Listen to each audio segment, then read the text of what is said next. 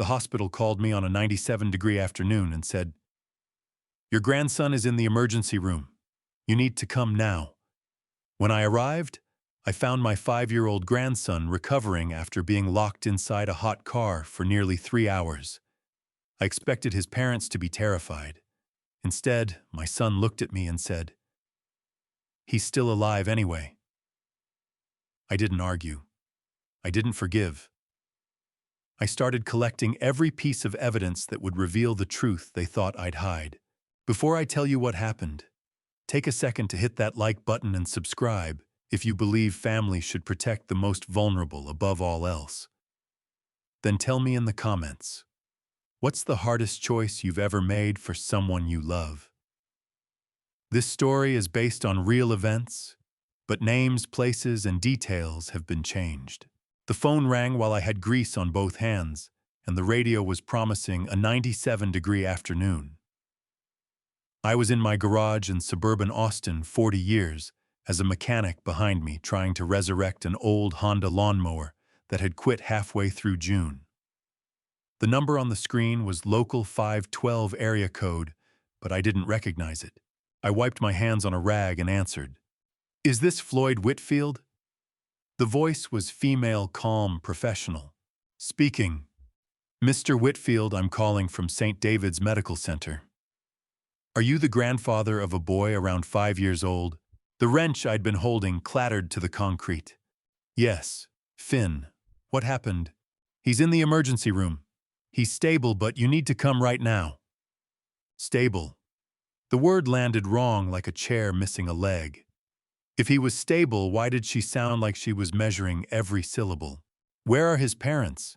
I asked. The police are contacting them." That's when the cold started.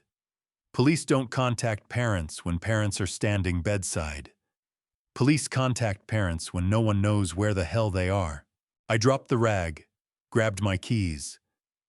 The engine in my '09 Silverado turned over on the first try because I maintain my vehicles, because 40 years taught me that machines fail when you ignore the warning signs. The thermometer hanging on the garage door read 97 degrees as I backed out. I didn't understand why that detail made me feel so cold. The drive to St. David's should have taken 18 minutes. I made it in 12. Every red light felt personal. Finn, 5 years old, dark hair like his mother's, stubborn like his father. I hadn't seen him in 3 months. Not since May, when my son Dexter told me they were busy with his wife Celeste's work schedule, and maybe we should give it some space. I'd thought that was code for marital trouble, maybe just the usual friction between a father and son who never quite understood each other. I didn't push. I should have pushed. The ER waiting area smelled like antiseptic and burnt coffee. A nurse at the desk, her badge said Gail Travers RN, looked up when I said Finn's name. "Room C4, she said. "Follow me." Gail was around 40, with the kind of steady voice that comes from delivering bad news often enough to know how to measure it. She led me down a hallway where the fluorescent lights hummed too loud. "What happened?" I asked. She stopped outside a room with a closed curtain. "He was found alone in a car," she said. "Parked in the Domain shopping center lot. A passerby noticed a child inside knocking on the window. Security called 911. The hallway tilted. I put one hand against the wall. "Alone." "Yes, sir." Estimated cabin temperature was between 130 and 140 degrees. Based on parking lot cameras, he was inside for at least 2 hours and 47 minutes.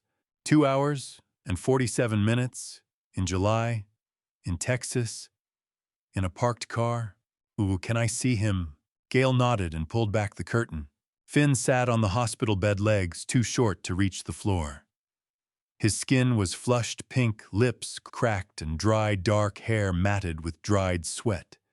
He was clutching a plastic cup of water with both small hands, the way you hold something when you're afraid someone might take it away. When he saw me, his eyes went wide. "Grandpa." I crossed the room in 3 steps and knelt beside the bed. Up close, I could see the salt trails on his cheeks where sweat had dried. The way his hands trembled around the cup. "Hey, buddy," I said, and my voice cracked. "I'm here." He blinked, set the cup down carefully. Then he looked at me with those serious brown eyes that were too old for a 5-year-old face. "Grandpa," he said, "will you come back to pick me up?" The question hung in the air. Behind me, Gail shifted her weight, but didn't say anything. I'm a mechanic. 40 years of working on engines teaches you exactly what happens when metal gets too hot. Gaskets fail, seals crack, fluid boils. Permanent damage happens faster than most people think. I know what happens to engines when they overheat. And I know it happens much faster with a 5-year-old child. I reached out and took Finn's hand. It was so small in mine, still warm from the heat that had nearly killed him. "Yes," I said. "I'll come back, I promise." He nodded like he'd expected that answer, but needed to hear it anyway. That's when I understood. Finn's question wasn't about today. It wasn't about whether I'd return in an hour or this afternoon. It was about the next time, and the time after that. At 5 years old, my grandson had learned to ask whether the adults in his life would come back. That's not a question you learn after one bad day. That's a question you learn after a pattern. I was still holding his hand, trying to figure out what kind of pattern could teach a 5-year-old that abandonment was something to expect when the door opened. My son walked in. Dexter was 42, wearing a polo shirt and khakis like he'd just come from a client meeting. His wife Celeste stood beside him in a cream-colored blazer, her expression carefully neutral. They looked at Finn, then at me, then at each other. Dexter cleared his throat. That he said, "What are you doing here?" I didn't let go of Finn's hand. "The hospital called me," I said. "What are you doing here?" Something flickered across Dexter's face, annoyance maybe, or irritation. "The police called us," he said. "Said there was some kind of situation." He glanced at Finn, then back at me. Shrugged. "But he's fine. He's still alive anyway." 5 words. He's still alive anyway. Like that was the bar. Like survival was enough. Like leaving a 5-year-old child locked in a car in 97-degree heat for nearly 3 hours was acceptable, as long as the outcome wasn't a body bag. I looked at my son, then at my grandson, then back at my son. And I realized I didn't know him at all. Dexter didn't rush to his son's bedside. He walked into the ER hallway with the posture of a man arriving late to an appointment, not a father whose child had nearly died. My son was 42, wearing a polo shirt and khakis that still had the creases from the dry cleaner. He glanced through the glass window at Finn on the bed, checked that his son was conscious and moving, then turned back to me. Celeste stood 3 steps behind him. My daughter-in-law was 39, dressed in a cream-colored blazer like she'd just stepped out of a meeting. Her eyes were locked on her phone screen, as if the device held answers more urgent than the room where her 5-year-old son lay, recovering from heat stroke. Neither of them went inside. "Dad," Dexter said. "What are you doing here?" I was still holding Finn's hand through the doorway. I could feel his pulse in his small fingers. "The hospital called me," I said. "What are you doing here?" Dexter's jaw tightened. Something flickered across his face. Annoyance, maybe. Irritation at an inconvenience. "The police called us," he said. "Said there was some kind of situation." He looked past me at Finn, then back at me. "But he's fine. He's still alive anyway." "What's the big deal, Dad?" The words landed like a slap. "He's still alive anyway. Not thank God he's alive. Not, I can't believe we almost lost him. Not how did this happen? How do we make sure it never happens again?" Anyway, like that settled it. Like survival was vindication. Like leaving a 5-year-old child locked in a car in July heat for nearly 3 hours was acceptable because the outcome wasn't a body bag. I opened my mouth, closed it, tried again. "The big deal," I said slowly, is that your son was alone in a parked car for 2 hours and 47 minutes in 97-degree heat. The cabin temperature was over 130 degrees. Dexter shrugged. Actually shrugged. We were only gone for like an hour, he said. He must have wandered back to the car or something. Kids do that. He was locked inside. He knows where the unlock button is. I stared at my son. At this man I'd raised, whose diapers I'd changed, whose little league games I'd never missed, whose first car I'd rebuilt with him in my garage over a summer when he was 16. I didn't recognize him. The word anyway hung in the air like something I couldn't unsee. Anyway. As if my grandson's survival was an inconvenience to the argument. As if Dexter was irritated that I'd shown up at all, that the hospital had called me, that this ordinary Thursday shopping trip had turned into paperwork and questions. Behind Dexter, Celeste still hadn't looked up from her phone. Her thumbs moved across the screen in quick, practiced strokes, texting someone, checking email, scrolling through something more important than her son. I wanted to grab the phone and throw it down the hallway. I wanted to shake her until she looked at the room where Finn was sitting with an IV in his arm and his lips still cracked from dehydration. I didn't move. Cheddar and Mrs. Whitfield, we all turned. A police officer stood in the hallway around 40 years old with a neutral expression and a notepad tucked under his arm. He had the kind of calm that meant he'd already seen enough to have questions. "I'm Officer Wade Sinclair," he said. "I need you to come with me. We have some questions about what happened today." Dexter nodded like this was expected, like he'd prepared for it. "Sure," he said. "Happy to help." He started down the hallway. Celeste finally pocketed her phone and followed 3 steps behind the same distance she'd maintained since they arrived. I watched them walk away. For 42 years, I would have stepped forward. I would have asked Officer Sinclair if my son needed a lawyer. I would have stood beside Dexter and asked what I could do to help, how I could fix this, what he needed from me. For 42 years, I'd been the father who protected his son from consequences. When Dexter was 8, he broke a neighbor's window playing baseball.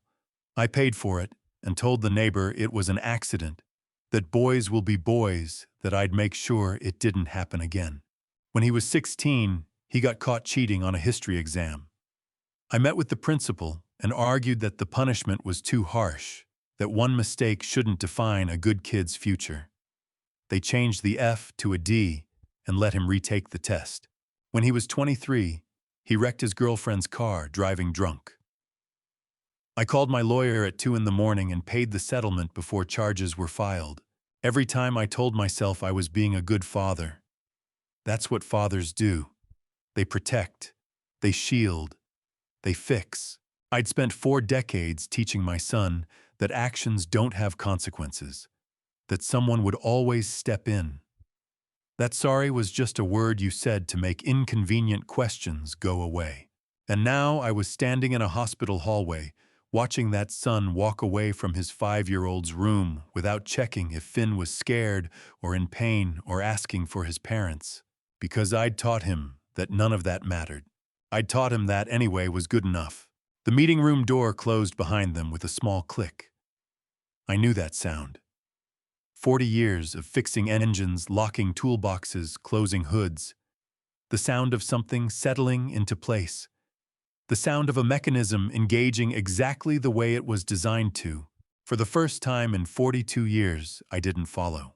I turned around and walked back into room C4. Finn was lying down now, his eyes half closed, the IV drip steady in his arm. When he saw me, he reached out one small hand. "I'm Grandpa," he whispered. "Are you staying?" I pulled the chair closer to his bed and sat down. Took his hand in both of mine. "Yes," I said. "I'm staying." He closed his eyes. His breathing evened out. Down the hallway through a closed door, my son was probably telling Officer Sinclair that this was all a misunderstanding, an accident, that they'd only been gone for an hour, that Finn must have wandered back to the car, that kids do these things. And for the first time in 42 years, I wasn't there to back him up.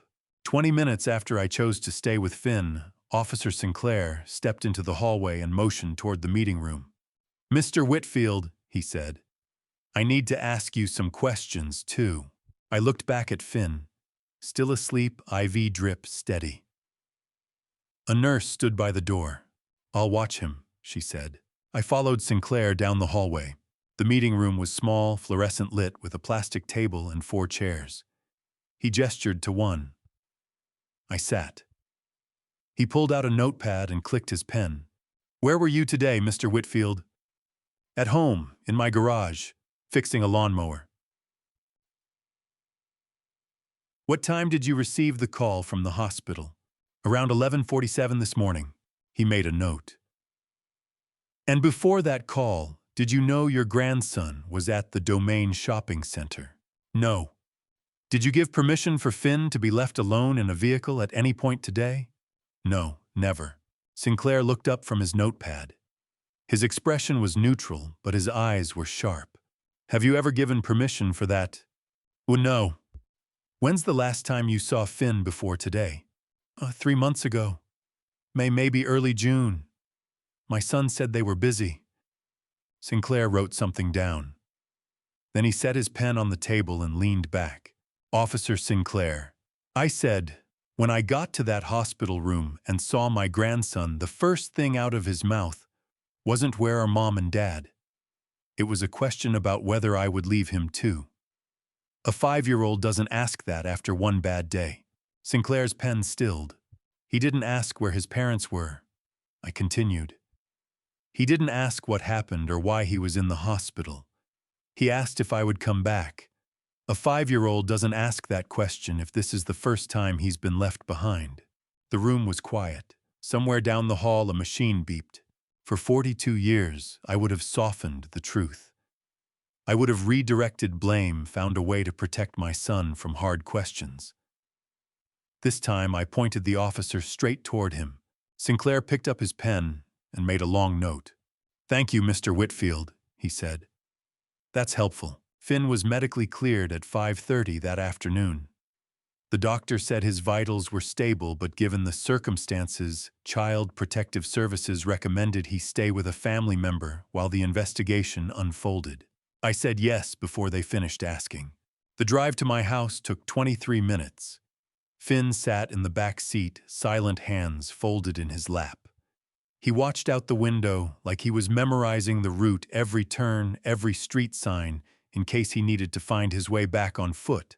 I wanted to tell him he was safe now, but I didn't know if that was true yet, and I wasn't going to lie to a child who'd already learned that adults don't always come back. When we got to my house, Finn stood in the living room and looked around. "You hungry, buddy?" I asked. He shook his head. "Thirsty." Another shake. "You can sit anywhere you want. The sofa's comfortable." Finn walked over to the sofa and sat on the edge, feet dangling. He didn't reach for the remote, just sat there, hands folded, watching me. "Grandpa," he said finally, "did you lock the door?" I turned around and locked the front door. The deadbolt clicked. "Yes," I said. "It's locked." He nodded. Some of the tension left his shoulders. I sat beside him. We watched TV for a while, some cartoon I didn't recognize. Finn didn't laugh. He just watched, eyes half-focused, like the screen was somewhere to rest his gaze while his mind worked on bigger problems. Around 9 o'clock, his head tilted sideways and came to rest against my shoulder. His breathing evened out, but it wasn't smooth. It hitched every few seconds, like his body was still waiting for something bad to happen, even in sleep. I sat there holding my grandson, listening to his uneven breathing, and for the first time in a long time, I felt like I was doing exactly what I was supposed to do. My phone sat on the coffee table, screen dark, silent. No texts from Dexter asking if Finn was okay. No calls from Celeste checking on her son. Nothing. I thought about reaching out, letting them know Finn was safe, that he was sleeping. I didn't. At 10:47 p.m. the phone buzzed. I picked it up carefully, trying not to wake Finn. A text from Celeste. 8 words. No, Dexter will come pick up Finn tomorrow. Not is he okay? Not, we're so sorry this happened. Not, can we talk to him? Just Dexter will come pick up Finn tomorrow. Like I'd done them a babysitting favor. Like their son had spent the day at a friend's house instead of in an emergency room. Like near death was an inconvenience in their schedule that had now been resolved. I reread the message 3 times. Not we, just Dexter. I put the phone down and sat there in the dim light. Finn's weight, warm against my shoulder, the TV still playing cartoons, no one was watching. Outside Austin was still 89 degrees at midnight. The air conditioning hummed. I began to think about Finn's question in the hospital, about Dexter's shrug, about Celeste's eyes never leaving her phone, about the word anyway, about 42 years of consequences I'd prevented and a pattern I'd helped create. Morning would come, and with it my son's hand reaching for my grandson. I looked down at Finn, still sleeping, still breathing in those small hitched gasps that said his body didn't believe safety was real. And I thought, not this time. Morning came. I'd spent most of the night sitting in my garage thinking about Celeste's text about the word tomorrow, about what would happen when my son showed up at my door expecting to take Finn home. The knock came at 9:30 exactly when the text had promised. I opened the door. Dexter stood on my front porch alone. No Celeste this time. He was smiling the way he used to smile when he was 16 and needed to borrow the truck, easy, confident, like nothing was wrong. Morning, Dad, he said. Thanks for watching Finn. Let's take him home. I didn't move from the doorway. Where's Celeste? I asked. At work. She had a meeting. He glanced past me into the house. Is Finn ready? No. Dexter's smile flickered. What do you mean, no? I mean, he's not going anywhere today. The smile faded completely. Dad, he's my son, and he's in my care while the investigation is ongoing. Investigation. Dexter said the word like it tasted bad. There's no investigation. It was an accident. The police know that. I looked at my son. At this man I'd raised who still thought the right words in the right tone could make consequences disappear. The car is registered in your name, I said quietly. The parking lot cameras show exactly how long Finn was inside. When the police ask me what I know, what do you want me to tell them? Dexter's jaw tightened. Something shifted behind his eyes, calculation maybe, or the first flicker of real concern. You wouldn't, he said. I didn't answer. For 40 years, every time my son asked for something, I said yes. Every time he needed protecting, I stepped forward.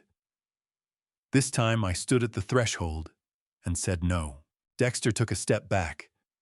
The easy smile was gone, now replaced by something harder. Be careful, Dad, he said. The cops like to ask hard questions to old men. Make sure you remember things right. It wasn't advice. It was a threat. I watched my son walk back to his car, get in, and drive away. I stood there until the sound of his engine faded completely. Then I locked the door and went to check on Finn. He was still asleep in the guest bedroom, curled on his side with one hand tucked under the pillow. His breathing was even now. No more of those hitched gasps from last night. I left the door cracked and went to the kitchen. The phone rang at 3:15 that afternoon. Unknown number, Austin area code. I almost didn't answer. Then I thought, Officer Sinclair. I picked up. Mr. Whitfield. A woman's voice, calm and steady. This is Sandra Kendrick. I was the one who found Finn in the car yesterday. I sat down at the kitchen table. Thank you, I said, for calling 911, for getting him out. I'm calling because I need you to understand something, Sandra said. I worked as an ER nurse for 11 years. I know how to spot a child who's been neglected for the first time versus a child who's been chronically neglected. Finn doesn't fear the way a child does after a single terrifying event. I closed my eyes. His fear is learned, she continued.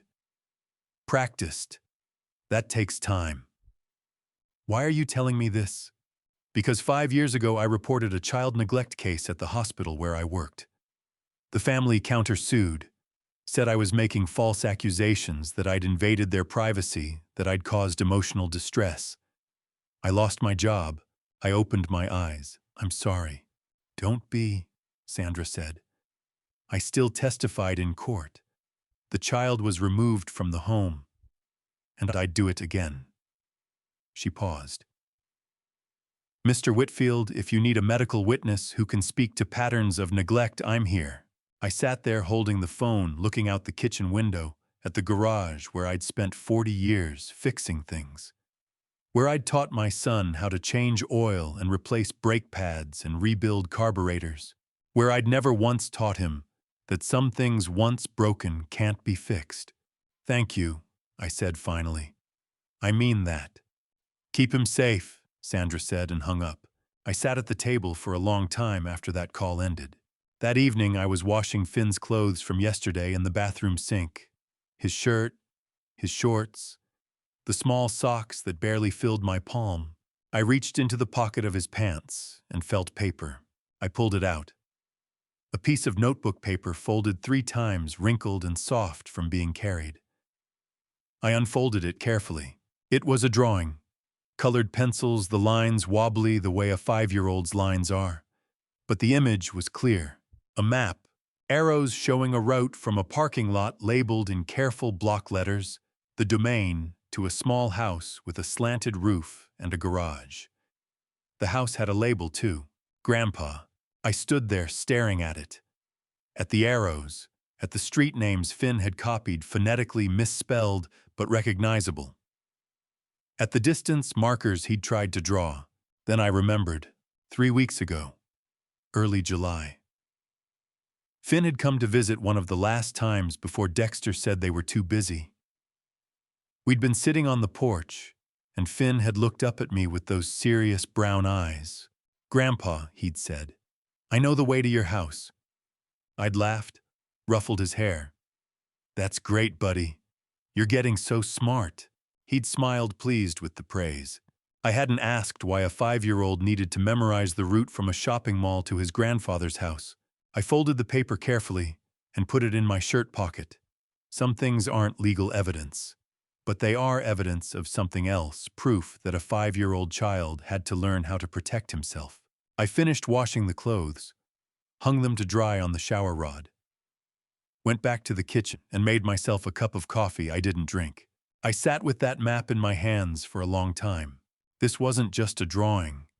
This was evidence that my grandson had prepared to save himself because he'd learned he couldn't trust the adults in his life. And that was as much my fault as my son's. For 42 years, I'd taught Dexter that actions don't have consequences, that someone would always step in, that he could break things and I'd fix them. I'd spent 4 decades making sure my son never had to face the results of his choices. And now a 5-year-old child was drawing escape maps. Tomorrow, I would need to learn how to fix something I'd spent 42 years breaking. The next morning, I sat in my garage, hands clean, for the first time in days, doing nothing, just sitting. The escape map was in my shirt pocket, folded carefully. I'd spent the night thinking about what to do next, how to fix what I'd broken. My phone rang. Dexter's name on the screen. I picked up. Dad, he said, and his voice was different. Softer. A tone I hadn't heard in years, the one he used to use when he was young and needed something, when he wanted me to believe him. Can we talk? I'm listening. I was a bit stressed yesterday, he said. I didn't mean to snap at you. This whole thing has been overwhelming. We know we were wrong. We made a mistake. But this is family, Dad. The cops don't understand family the way you do. I said nothing. They're making this into something bigger than it is, Dexter continued. Asking questions like we did this on purpose, like we're bad parents. You know that's not true, Dad. You know us. I thought about Finn in that hospital bed. The way he'd asked if I was coming back. Not anger, just a child who'd learned to check. I thought about the map in my pocket. What do you want, Dexter? He hesitated. Then, the police want to interview you again. They're building a case trying to make it look like this was neglect instead of an accident. But if you tell them you were watching Finn and we only stepped out for 30 minutes just to grab something from the store, this whole thing will be over quickly. Everyone moves on. 30 minutes, not the 2 hours and 47 minutes the parking cameras showed. Not the estimated cabin temperature of 130 to 140 degrees. Not the word anyway. 30 minutes. You want me to lie to the police, I said. I want you to help your family, Dexter said. I want you to be there for us the way you've always been there. That's what fathers do, Dad. That's what you taught me. And there it was. The truth laid bare. I had taught him that. For 42 years, I'd taught him that family meant covering for each other, that love meant protection from consequences, that being a good father meant making problems disappear. 40 years of fixing cars taught me one thing. When you're not sure what's broken, you don't tear down the engine right away. You listen. You observe. You let the machine run until the strange noise gives away its location. My son had just told me what he was most afraid of. The police. The interview. The truth. Yeah, I said. I hear you. So you'll do it? I said, I hear you, Dexter. Silence on the other end. He was trying to figure out if that was agreement or something else. Thanks, Dad, he said finally. I knew you'd understand. I hung up without saying goodbye. Then I sat there in my garage for another 20 minutes thinking.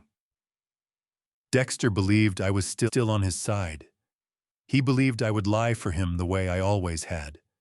That gave me time. I picked up my phone and searched for family lawyers in Austin. Carl Lockwood's office was downtown on the 4th floor of a building with windows that faced the Capitol. I sat across from him that afternoon, in a chair that was newer and cleaner than anything in my house. Carl was 55, gray at the temples with the kind of steady gaze that said he'd heard worse stories than mine but still cared enough to listen. I told him everything. The hospital, Dexter's words, the map, Sandra's offer to testify, this morning's phone call. Carl didn't interrupt, didn't take notes, just listened. When I finished, he leaned back in his chair. You have 3 problems, he said. 1, you have no legal right to keep Finn. Grandparents have no default custody rights in Texas. Unless Child Protective Services removes him from the home or the parents voluntarily surrender custody, they can take him back anytime they want. My stomach dropped. 2. Carl continued, prosecution and custody are separate wars. Even if the DA charges your son with child endangerment, that doesn't automatically give you custody. Even if he's convicted, Finn could end up in foster care instead of with you. And 3, you need evidence beyond testimony. Sandra's account is valuable. Your observations matter. But you need documentation. Texts, voicemails, medical records. Anything that shows a pattern. I thought about the map in my pocket. Where do I start? I asked. Carl pulled out a legal pad and wrote something down, tore off the page and handed it to me. Save everything, he said. Texts from Dexter or Celeste. Calls, record them if Texas is a one-party consent state, which it is. Everything Finn tells you about what happened, write it down with dates and times. Get him into therapy immediately and request the therapist's notes for court. Talk to Sandra and get her statement in writing. Document every interaction with your son. I looked at the list. It felt overwhelming. Foreign. I'd spent 40 years with my hands in engines, not navigating legal battles. Can I win this? I asked. Carl looked at me for a long moment. Depends on what you mean by win, he said. Can you keep Finn safe, maybe? Can you get permanent custody? It's an uphill fight. Can you make sure your son faces consequences? That's up to the DA, not you. What are my chances? Better than zero, Carl said. Worse than guaranteed. But if you don't fight, your chances are zero. I stood up, shook his hand. Thank you. One more thing, Carl said as I reached the door. Your son is going to realize you're not helping him. When he does, this will get uglier. Be ready. I walked out of the office with Carl's business card and the to-do list. Save everything. Document everything.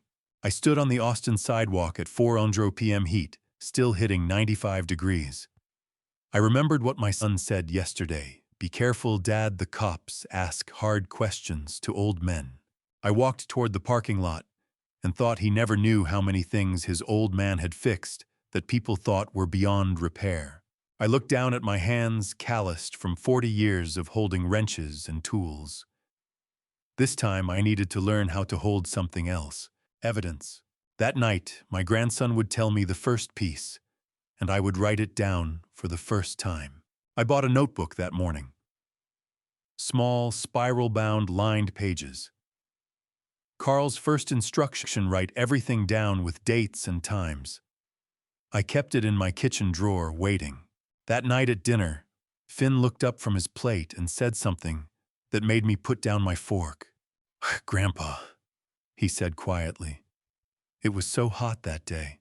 I set my fork down carefully, kept my voice calm. What day, buddy? What, the car day? He pushed a piece of chicken around his plate. I called out, but nobody answered. My chest tightened. I wanted to pick him up, hold him, tell him he never had to talk about it again. But Carl's voice was in my head. Document everything. Who did you call? I asked. Finn looked up at me with those serious brown eyes. I called Daddy, he said. I called Mommy, but they were gone. Where did they go? Restaurant. He said it like it was obvious. Mommy said I was too noisy. The words hung in the air. Not we forgot you were in the car. Not. We thought you'd be okay for a few minutes. Mommy said I was too noisy. This wasn't forgetfulness. This wasn't a lapse in judgment. This was a 5-year-old child being locked in a car in July heat because his mother decided he was an inconvenience. I reached across the table and put my hand over Finn's. Thank you for telling me, I said. He nodded and went back to eating like nothing had happened. Like he'd just told me about his day at school instead of revealing that his parents had left him to die because he was too loud. I walked to the kitchen drawer, pulled out the notebook. July 22nd, 2023, 7:34 p.m. I wrote. Finn says Daddy and Mommy went to restaurant. Said I was too noisy. First entry. First piece of evidence in my handwriting instead of grease stains and part numbers. I folded the notebook and looked at Finn, who'd gone back to eating like nothing happened. I thought, how many more pieces hasn't he told yet? And how many more times will I have to write his story down before someone believes it? Eat your food, I said gently. There's plenty left. He smiled, small but real. I didn't push for more that night. The next day, Finn was playing in the backyard with a soccer ball I'd found in the garage. I sat at my kitchen table with my laptop open. Carl's second instruction. Gather evidence. Social media. I'd never been much for social media, but I knew Celeste was. I'd seen her on her phone often enough. I searched for her name. Celeste Whitfield, Austin, Texas. Her Instagram account was public. Hundreds of posts. I scrolled back to July 19th. 4 posts from that day. I clicked on the first one. Timestamp 11:45 a.m. A photo of Celeste and Dexter sitting at a restaurant table. High-end Japanese place. Caption, treating ourselves to Uchi Austin. 11:45 in the morning. 2 minutes before the hospital called me. I clicked to the next post. Timestamp 12:03 p.m. Celeste smiling at the camera, a pink cocktail in front of her. Dexter beside her grinning. Expensive sushi spread across the table. Caption, finally, adult time. 12:03. 16 minutes after the hospital called me to say my grandson was in the emergency room. While I was driving through red lights trying to get to St. David's, my daughter-in-law was posting a photo of her cocktail and celebrating adult time. While Finn was in room C4 with an IV in his arm and cracked lips from dehydration, Celeste was smiling for the camera. I sat there staring at the screen. Third post. Timestamp 12:47 p.m. Another food photo. Caption Best Sushi in Austin, no question. Fourth post. Timestamp 1:30 p.m. Selfie of Celeste and Dexter outside the restaurant, afternoon sun bright behind them. Caption Perfect day. I scrolled through every photo, every story from that day. Looked at the timestamps. 11:45. They were already at the restaurant when Finn was discovered in the car. 12:03. They were celebrating adult time while he was being treated for heat stroke. 1:30. They were calling it a perfect day. In all 4 photos from July 19th, Finn did not appear once. Not in the background. Not mentioned in captions. Not tagged. He'd been erased from their perfect day.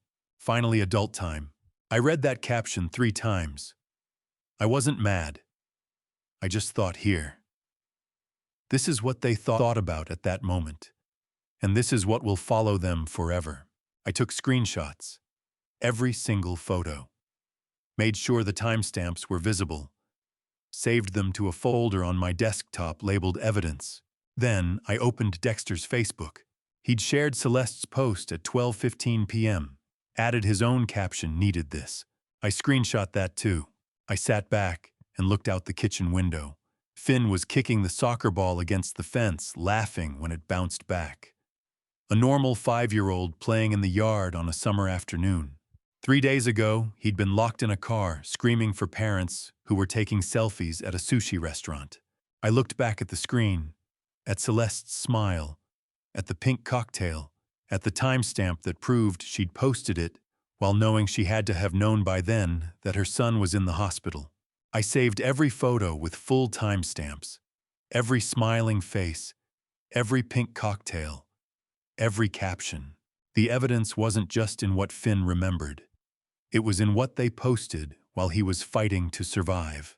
I closed the laptop and sat there for a long time watching my grandson play. Tomorrow I'd add these screenshots to the file I was building. Tomorrow I'd document the next piece.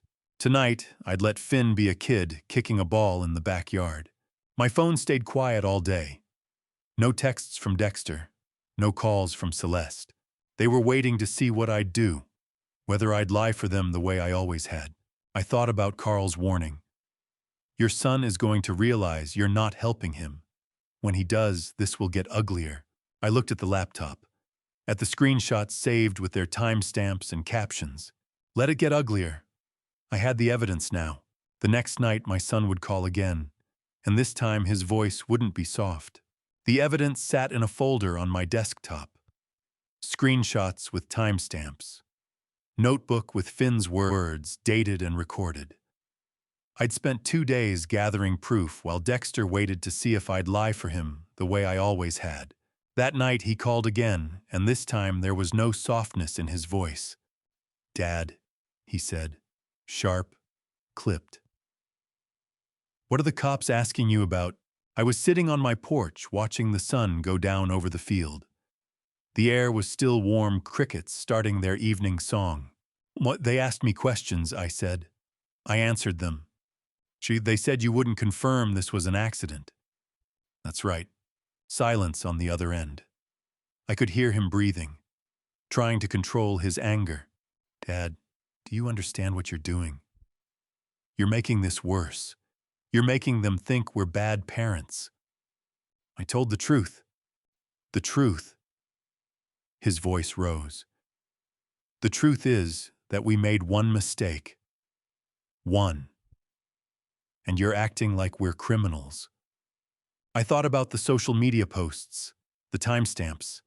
Finn's words, Mommy said I was too noisy. I answered the questions they asked me. I said, that's all? You know what's going to happen if you keep doing this, Dexter said. You'll never see your grandson again. We'll make sure of it. You'll be the one tearing this family apart, Dad. Is that what you want, to lose your family? I looked out over the field. 15 acres. I had plowed every inch of this dirt. My wife planted flowers in that corner before she passed. My son grew up running around this land, learning to drive on the old tractor, helping me fix fences. And now he was threatening me from wherever he was.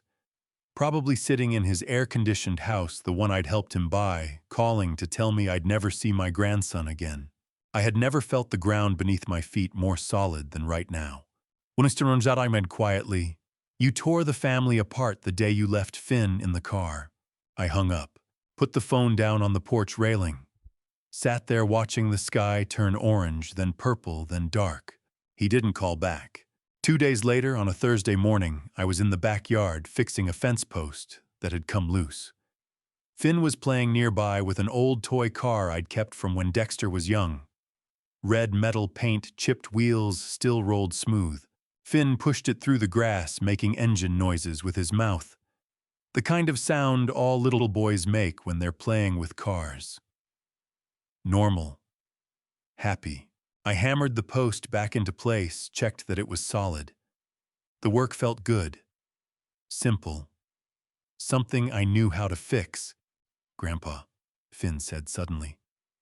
"Did Daddy tell you about the last time I was locked in the car?" I stopped hammering. "The last time?" I asked carefully. Finn nodded, still pushing the car through the grass. Not looking up, just talking the way kids do when they're focused on playing. "Knocked at Target," he said. I woke up and Mom and Dad were gone. But that time someone opened the door for me. I set the hammer down, walked over and sat on the grass beside him. "When was this, buddy?" He shrugged. "Before. Not the hot day. Before that." "What happened after someone opened the door?" "Mom and Dad came back. They said I wandered off and got locked in the car by accident. The lady who opened the door believed them." He looked up at me, then those serious brown eyes. "But I didn't wander off, Grandpa. I was sleeping in the back seat. They forgot I was there." "Did you tell anyone?" "Daddy told me not to tell you," Finn said. Then he went back to playing with the car, rolling it over a small bump in the grass. I sat there watching him play. "Daddy told me not to tell you. Not, it was embarrassing, so we didn't mention it. Not, we didn't want to worry you. Daddy told me not to tell you." My son knew. He knew this had happened before. He knew it was dangerous. And he specifically told his 5-year-old son to keep it secret from me. That wasn't an accident. That was consciousness of guilt. I pulled the notebook from my back pocket, opened it to the next blank page. "July 25th, 2023, 10:15 a.m. I wrote. "Finn says there was a previous incident at Target. Woke up alone in locked car. Someone opened door for him. Parents told outsiders Finn wandered off and got locked in by accident. Daddy told me not to tell you." I wrote that last sentence twice, underlined it. Then I put down the pen and watched Finn play with the car, completely unaware of how important his words were. How they proved this wasn't a one-time lapse in judgment. How they showed my son had been hiding a pattern. How they meant that, every time Dexter had said they were too busy for me to visit, he might have been hiding something. "Finn," I said gently, "thank you for telling me the truth." He looked up and smiled.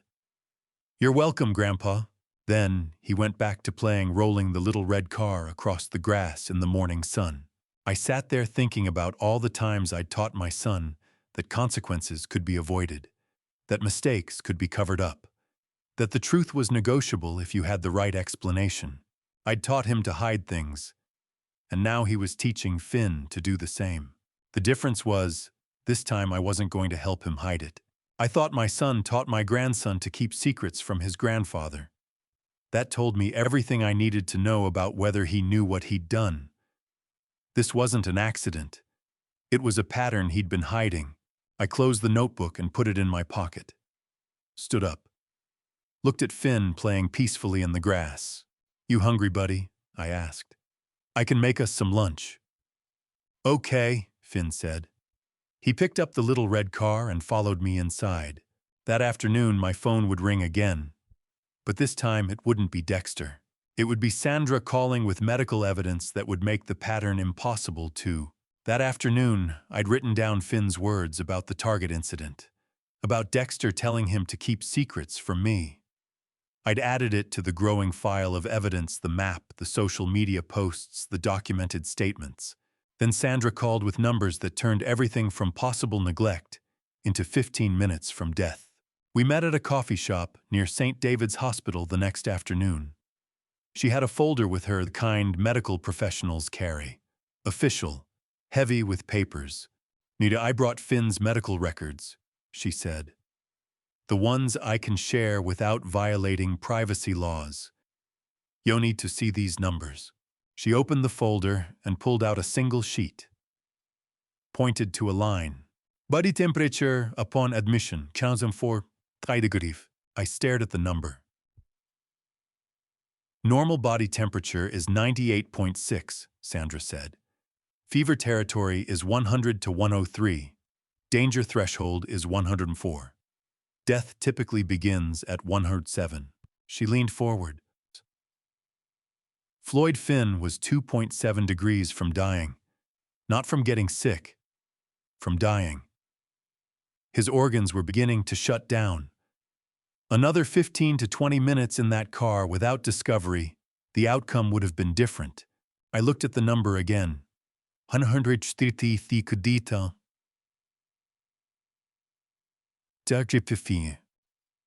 "You need this number," Sandra said. "Not for court sympathy. To make the court understand this wasn't just a close call. This is what 15 minutes looks like. This is the difference between a living child and a dead one." I folded the paper carefully. Put it in my pocket next to the notebook. "There's something else," Sandra said. Her voice was quieter now. "When I reached the car that day, the doors weren't locked from the inside. I checked. Finn had tried to open them, but he didn't have the strength left." She paused. "His hands had minor abrasions. From trying to push the door handle, from trying to escape." I sat there in that coffee shop, the air conditioning humming, people around us, ordering lattes and talking about their day, and I pictured it. Finn, 5 years old, in a car with the temperature over 130 degrees, his body at 104.3, using whatever strength he had left to push against a door that wouldn't open, calling for parents who were at a restaurant, posting photos of pink cocktails. 15 more minutes, I thought. She nodded like she could read my mind. I thought about that morning in my garage. July 19th. Fixing the lawnmower while the radio played the weather report promising 97 degrees. At that exact moment, Finn had already been in the car for 2 hours. I was fixing a lawnmower while my grandson was using his dying breath to push against a door that wouldn't open. "Thank you," I said finally. "For this. For everything." Sandra reached across the table and put her hand over mine. Brief. Firm. "Keep him safe," she said. I drove home with the medical records on the passenger seat. Added them to the folder on my desk. The evidence was building. Finn's words, the escape map, the social media posts with timestamps. Now the medical proof that this hadn't been close to dangerous. It had been close to fatal. The next evening, July 27th, I was sitting in my living room when Carl called. "Floyd," he said. "I need to tell you something the police discovered during their investigation." I sat up straighter. They pulled phone records, text messages between Dexter and Celeste. And Carl was quiet for a moment.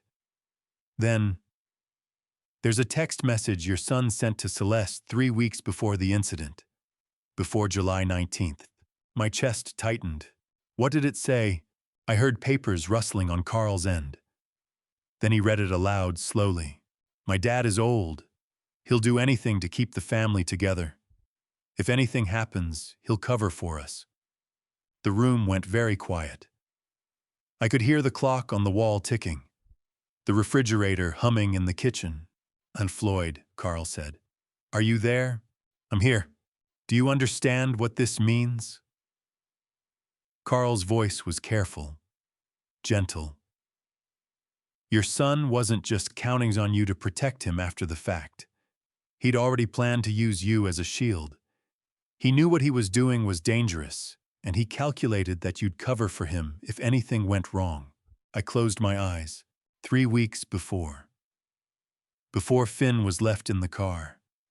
Before the 104.3-degree body temperature. Before the scraped hands from trying to escape. Dexter had already written it down. My dad will cover for us. Not my dad loves us. Not my dad is a good grandfather. My dad is old. He'll do anything to keep the family together. A calculation, a strategy, a weapon. The police want to know if you want this included in the evidence file, Carl said. It's personal. It shows premeditation, consciousness of guilt. But it also shows he was deliberately planning to manipulate you. Yes, I said. Yes, what? Yes, include it. Carl was quiet for a moment. Floyd, I have to ask. This is hard evidence to see. Your own son planning to use your love against you. Do you want to stop? We can... No, I said, continue. I heard Carl exhale. All right, he said. I'll let the DA know you're cooperating fully. This text message changes things. It shows this wasn't just neglect. It shows your son knew the risks and had already prepared his defense. We hung up. I sat in the silence holding the phone. He'll do anything to keep the family together. I put the phone down and sat in the dark for a moment. He was right. For 42 years, I'd done anything to keep the family together. Paid for the broken window. Argued with the principal. Called my lawyer at 2 a.m. Made every problem disappear. That was the whole problem.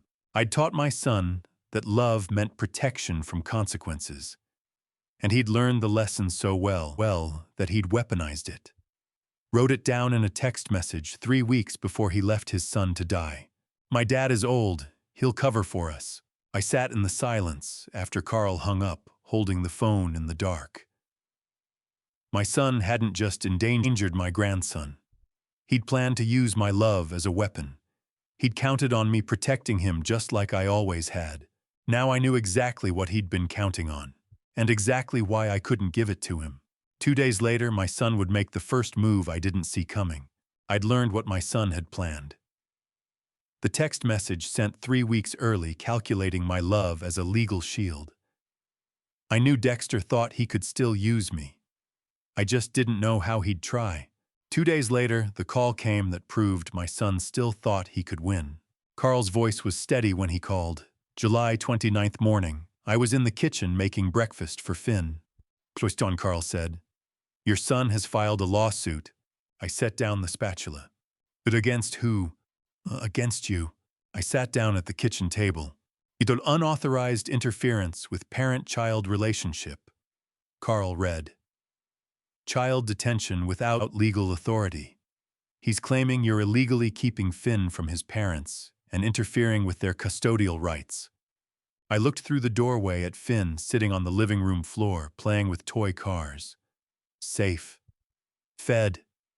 Not locked in a vehicle at 130 degrees. What does this mean? I asked. It means he's using a pressure tactic, Carl said. This is common when someone knows they're in legal trouble. They counterattack. Try to make you the defendant instead of the witness. You could be subpoenaed. You might have to go to court as a defendant before you ever get to be a plaintiff. Will this work? Depends on what you mean by work, Carl said. Will it tie you up in legal proceedings? Yes. Will it cost you money and time? Yes. Will it make you back down? He paused. That's up to you. I looked at Finn again. He was making engine noises rolling a blue car across the carpet, a normal 5-year-old playing on a Tuesday morning. 2 weeks ago, he'd been 15 minutes from death. Then I'll go to court, I said. As many times as it takes. I heard Carl exhale, not relief. More like confirmation. All right, he said. I'll file a response. But Floyd, I need you to understand, Your son still thinks you'll fold. This lawsuit tells me he hasn't grasped that you've changed. He's still counting on you being the father who protects him from consequences. Then he's going to learn something new, I said. We hung up. I put the phone down and looked out the window at the garage. For 40 years, I'd fixed things others thought were unfixable. Not because I wasn't afraid of failing, but because I wasn't afraid to start over. To take apart something broken and rebuild it right. My son thought a lawsuit would make me stop. He'd forgotten who taught him to use a wrench. 2 days later, July 31st, Carl and I sat in an interview room at the Austin Police Department. Officer Sinclair was across the table from us, a recorder between us, notebook open. I'd brought everything. The small spiral notebook I'd bought on Carl's instruction. Every page filled with dated entries. July 22, 7:34 p.m. Finn says Daddy and Mommy went to restaurant, said I was too noisy. July 25, 10:15 a.m. Finn says there was a previous incident at Target. Daddy told me not to tell you. The social media screenshots printed and organized by timestamp. Celeste's Instagram posts from July 19th. Finally, adult time. Posted while Finn was in the ER. The medical records Sandra had given me. Body temperature 104.3 degrees. 15 to 20 minutes from death. The escape map. Crumpled paper from Finn's pocket showing the route from the domain to Grandpa's house. I laid it all on the table. Officer Sinclair picked up the notebook first. Flipped through the pages slowly. Stopped at one. Read it. Turned to another. He looked up at me. When did you start taking these notes? He asked. July 21st, I said. The day I met with my lawyer. He told me to document everything Finn said. Sinclair nodded, went back to reading. He picked up the social media screenshots next, studied the timestamps, put them down, picked up the medical records. Where did you get these? He asked. Sandra Kendrick, I said. The woman who found Finn and called 911. She's a former ER nurse. She brought me the shareable records. Sinclair made a note. Then he picked up the map, unfolded it carefully, looked at Finn's careful block letters. The domain. Grandpa. He was quiet for a long time. Mr. Whitfield, he said finally. This is good work.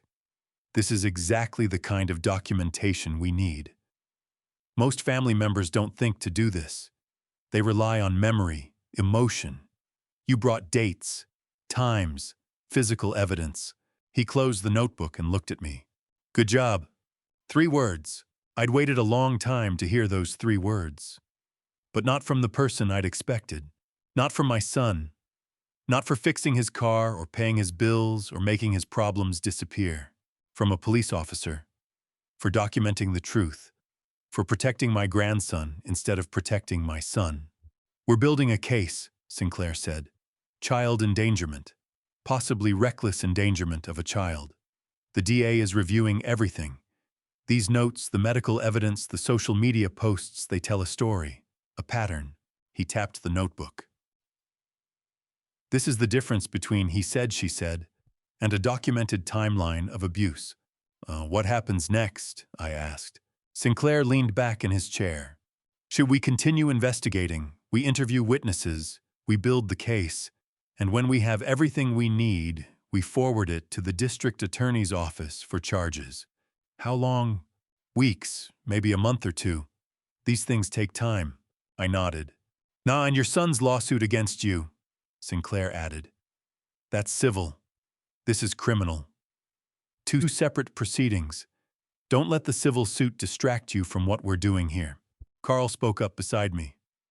My client is prepared to cooperate fully with the investigation. I can see that, Sinclair said, looking at the evidence spread across the table. We stood, shook hands. Sinclair kept the evidence. All of it. He said it would be logged and filed, part of the official record now. I walked out of the police station at 2:00 p.m.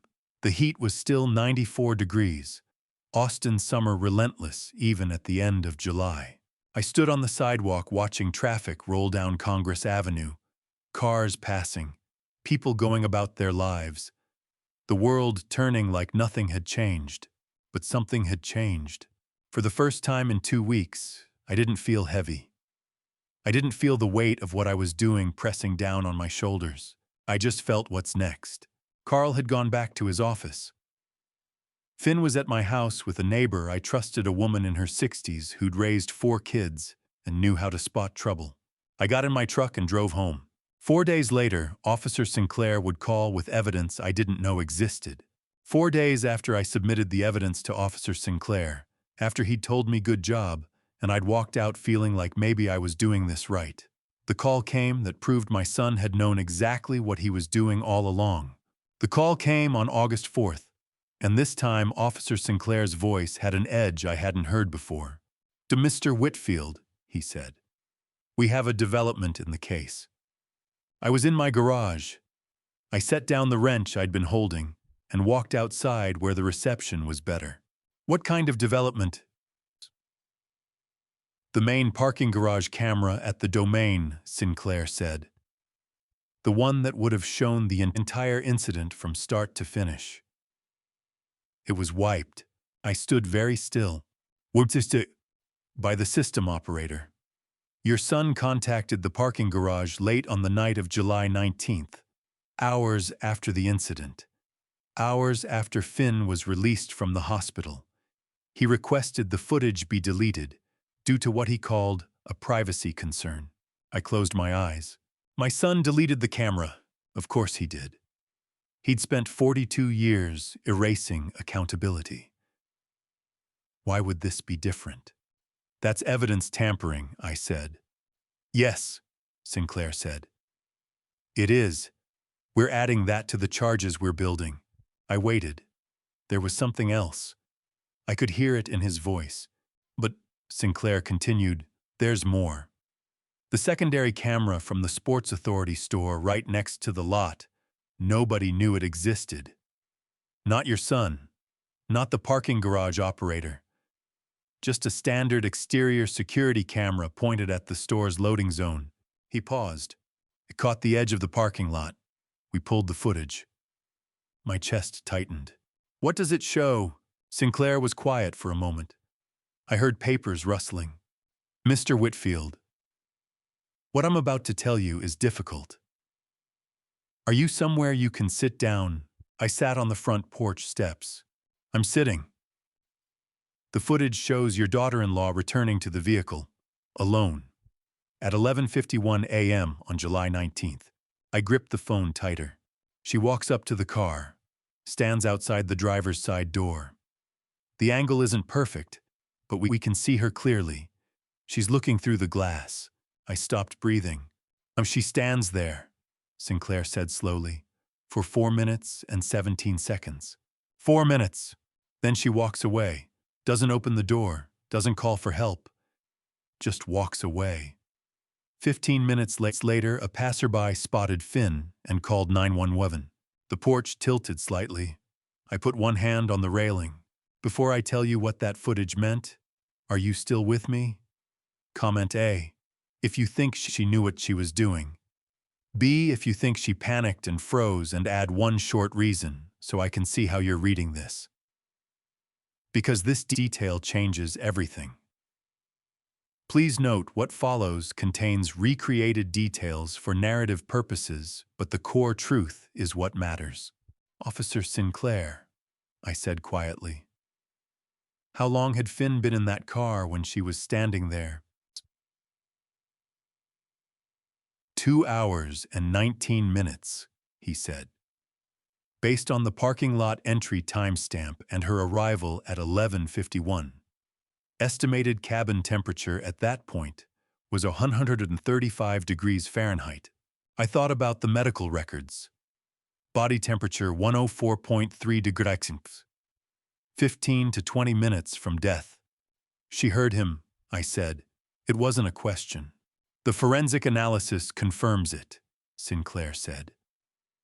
"At that distance through the glass, with a child inside calling out, she would have heard him. The angle shows her face. She's looking directly at the vehicle.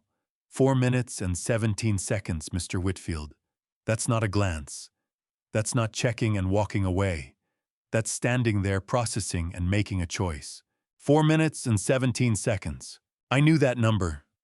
I knew what 4 minutes could do inside a 135-degree car.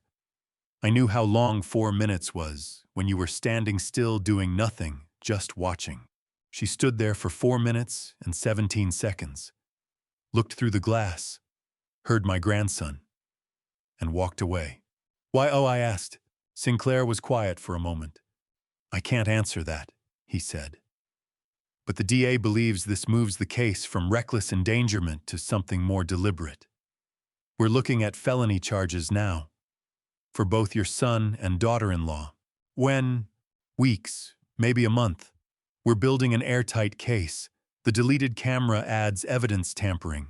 The secondary footage shows conscious choice. Your documentation shows pattern. The medical records show how close this came to being a homicide. I sat there on the porch steps, phone pressed to my ear, and heard myself say, "Thank you for telling me." I know this is hard," Sinclair said. "But you needed to know what we're working with. You did good work, Mr. Whitfield. This evidence you gave us, it's making the difference." We hung up. I sat there holding the phone. 4 minutes and 17 seconds. Long enough to see your child in a car. Long enough to hear him calling.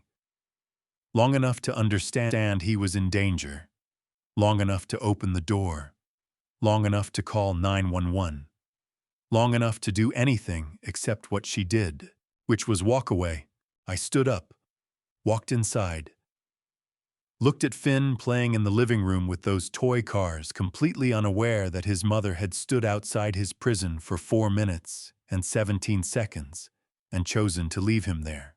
I walked to the kitchen, sat down on the floor, and for the first time since July 19th, I cried. Not from pain, not from fear, because I finally understood this was never a mistake. It was a choice. Every part of it.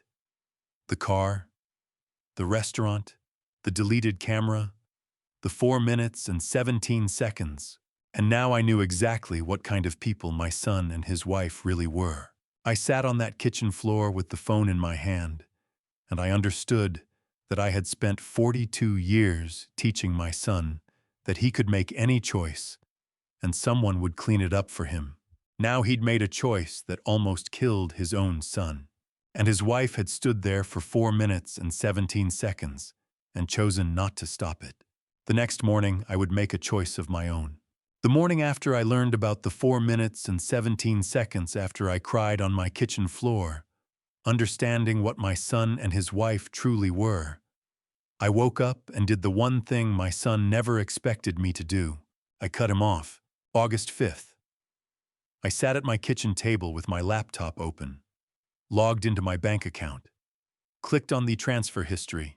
The numbers told the whole story. Monthly recurring payment to Dexter Whitfield, $4,200, started May 2019. 48 months. Total $200 $600. One-time transfer September 2021, $340,000. Memo line house sale proceeds for debt assistance.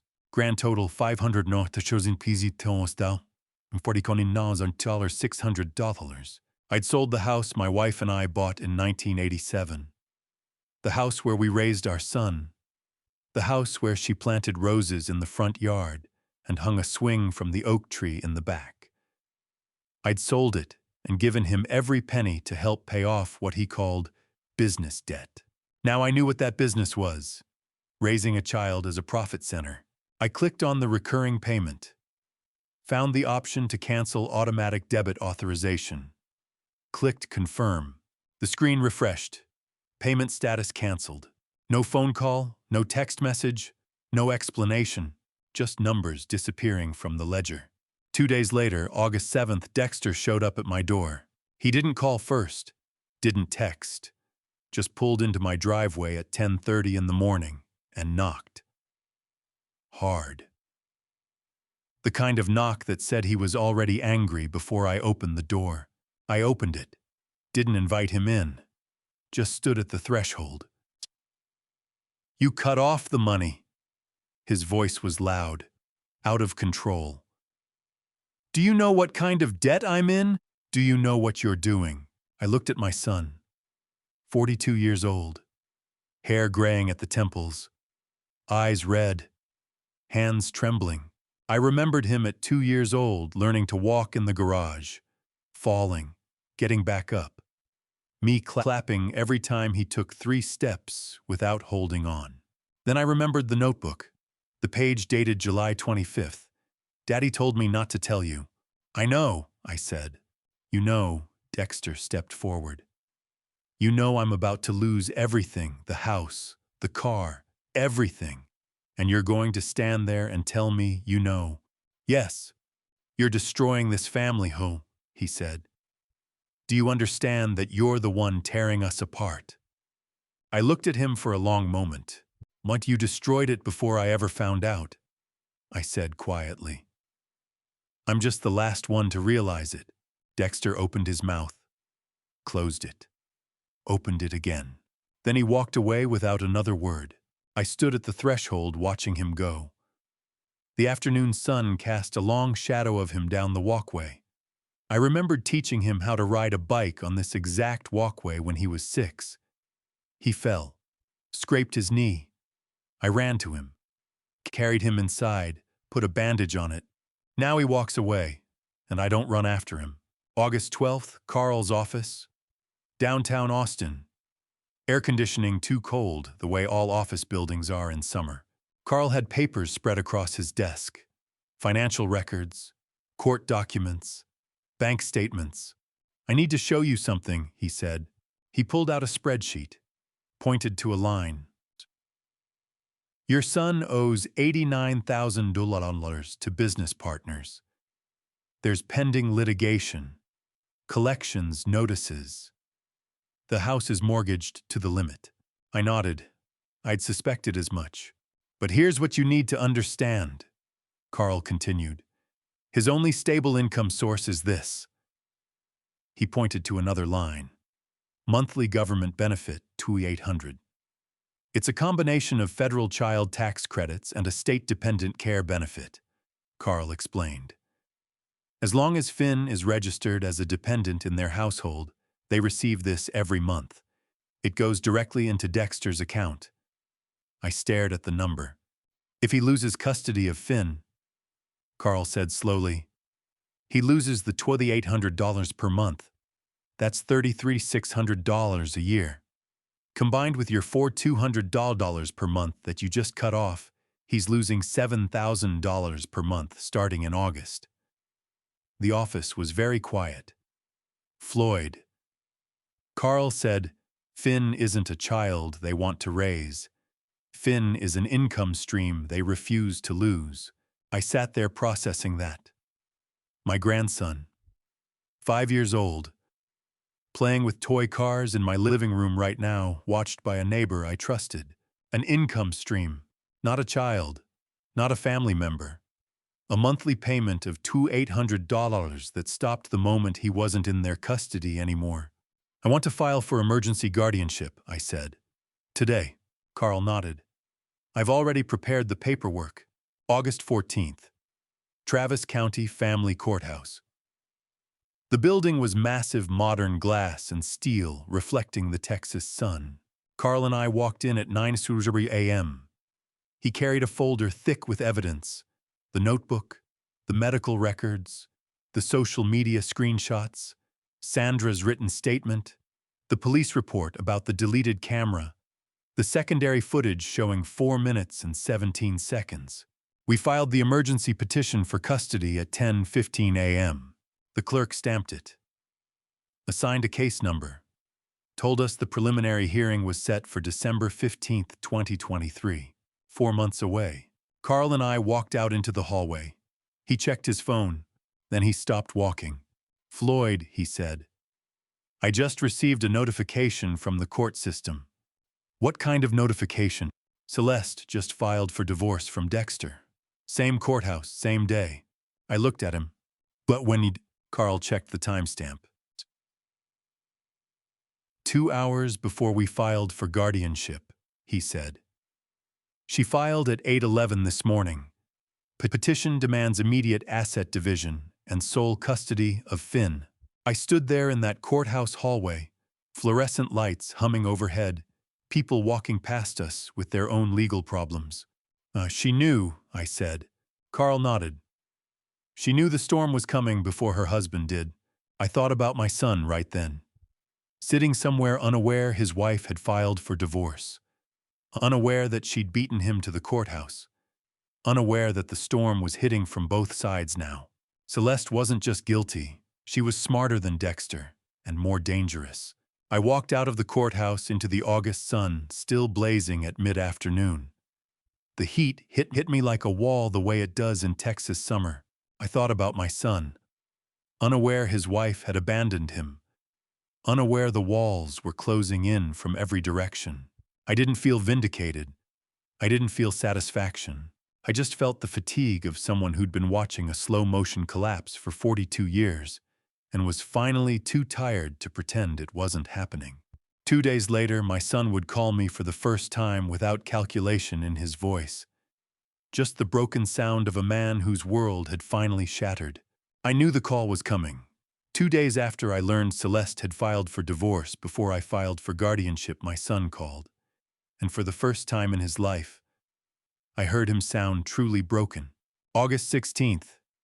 The phone rang at 3:00 p.m. I picked up. Dad. His voice cracked. I didn't say anything, just waited. Celeste filed for divorce, he said. Dad, I didn't know. I didn't know she'd do that. I could hear him breathing, uneven, shaky. Mia, she took everything, he continued.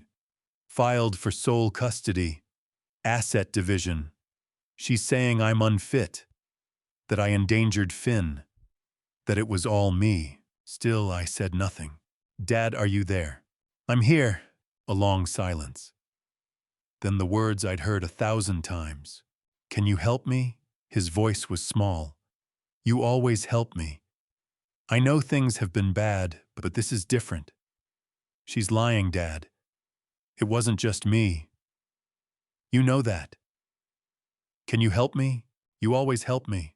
4 words that had shaped 42 years. 4 words that meant you'll fix this.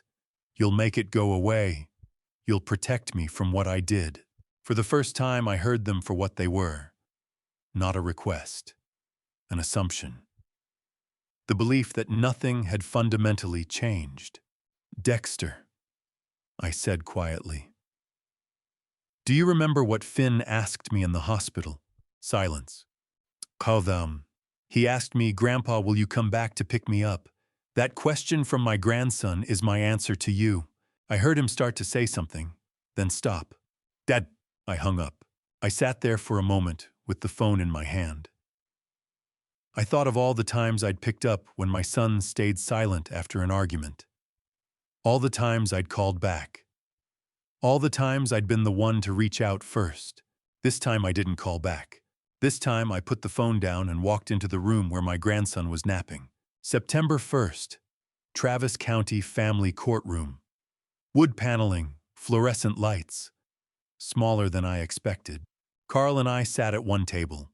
Dexter sat at the other with his lawyer. Then Celeste walked in with her own attorney. She sat at a third table separate from Dexter. Didn't look at him. Didn't look at me. The bailiff called us to order. Judge Patricia Keller entered. Mid-50s gray hair, pulled back black robes. She sat down and opened the case file, her face neutral, the kind that comes from seeing too many family tragedies to react visibly anymore. This is a preliminary hearing for emergency guardianship, she said.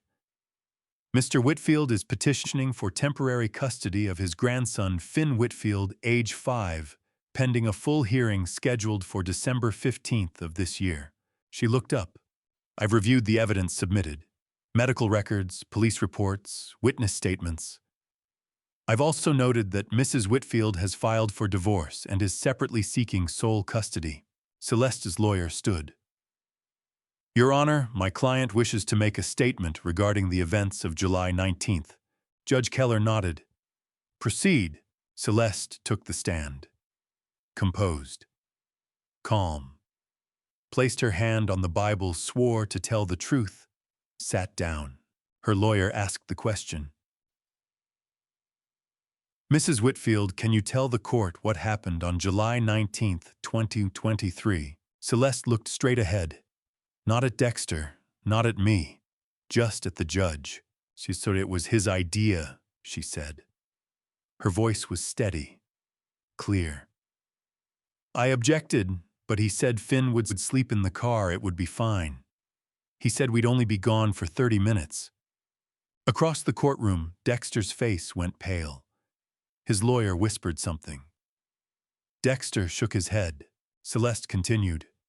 I didn't want to leave him, but my husband insisted. He said his father had done the same thing when he was young, that it was normal. A lie, clean, simple, calculated. I sat listening to Celeste testify without looking at Dexter's side of the courtroom. Not because I was afraid of what I'd see, but because I didn't need to.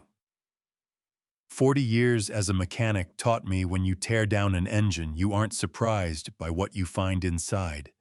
You just document it and fix what's broken. When we returned to the car, Celeste said, I saw that Finn was in distress. I immediately called for help. Another lie.